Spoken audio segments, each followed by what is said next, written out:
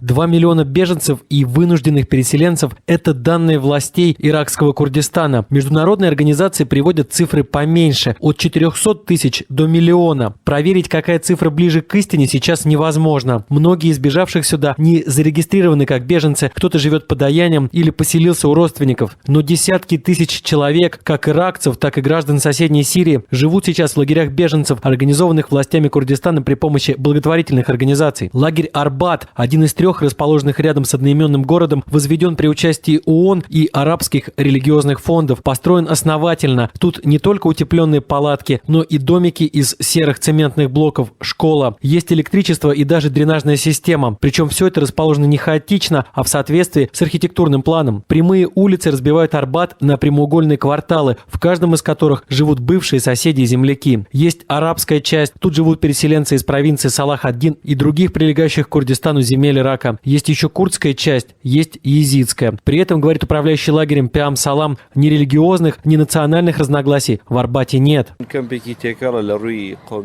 Никаких трений не возникает между живущими тут. У всех свои обычаи, своя культура, но никто друг другу не мешает. Делятся тем, что есть, тем, что привозят нам сюда благотворительные организации. Они тоже не привозят помощь отдельно для арабов или курдов, езидов или христиан. Тут в лагере все равны, все вынуждены были оставить дома и стать переселенцами. Ближайший к въезду в лагерь езидский квартал. Езиды – это религиозно-этническое меньшинство в Ираке. Их вера разительно отличается и от ислама, и от христианства, и от когда-то господствовавшего в этих краях зороастризма. При этом в ней можно найти много общего со всеми перечисленными религиями. Боевики исламского государства езидов убивают без разбора. Им обычно не отрубают головы, как христианам, или недостаточно ревностным с точки зрения исламского государства мусульманам. Боевики закапывают их живьем. Сотни тел убитых таким способом людей уже найдены у езидской столицы иракского города Синджар. Шанс спастись был только у молодых девушек. Их исламисты забирают в гаремы, отправляют на невольничьи рынки или через посредников за выкуп отдают семье. Бежавший из Синджара и ныне живущий в лагере Арбат езид Ида Мурат рассказывает, что его родственники выкупили свою дочь за $13 тысяч.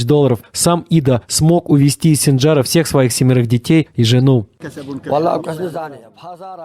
Вокруг нашего города есть арабские деревни. Их жители, сунниты, помогали исламскому государству захватить Синджар, чтобы потом разграбить его. Наши соседи привели врага. Мы шли пешком 12 часов, потому что не могли остаться. Они бы убили нас, как убивают всех езидов. Мы даже не смогли бы обмануть их. У каждого в удостоверении личности указано вероисповедание, и террористы это знают. Младшие дети Ида Мурада ходят в школу в лагере. Все дети с 7 лет ходят туда. Школа, собранная из металлических щитов, самое большое сооружение тут. Дети учатся в несколько смен. Места в классах не хватает для того, чтобы разместить всех. Недостает и парт. В некоторых кабинетах ребята сидят прямо на полу, а тетради кладут на одинаковые для всех голубые рюкзаки с эмблемой ЮНЕСКО. Параллельно действуют арабские и курдские классы. Заместитель директора, сам переселенец из провинции Салах-ад-Дин Мишаван Айван, поясняет, что разделение идет вовсе не по национальному, а по языковому признаку. Я преподаю арабский, и курдским детям тоже. Я учитель. У себя дома я тоже был учителем. Но теперь, после того, как мой город захватили, живу и работаю тут. Детям преподают еще математику, ислам, точные науки и английский язык. Учителя тоже беженцы. В основном, как и я, арабы из центрального Ирака. Конец ноября на севере Ирака уже холодное время. Ночью температура тут опускается до 0 градусов. Вот-вот придет настоящая зима, и беженцам придется приспосабливаться к ней, еще более утепляя палатки и невзрачные домики. Помочь в этом обещают уже не только местные власти, но и центральное правительство в Багдаде. Там намерены направить в помощь вынужденным переселенцам $2,5 миллиона. Если правдивы данные о 2 миллионах беженцев тут, то это чуть больше, чем по $1 на человека. Юрий Мацарский, Коммерсант ФМ, Ирак.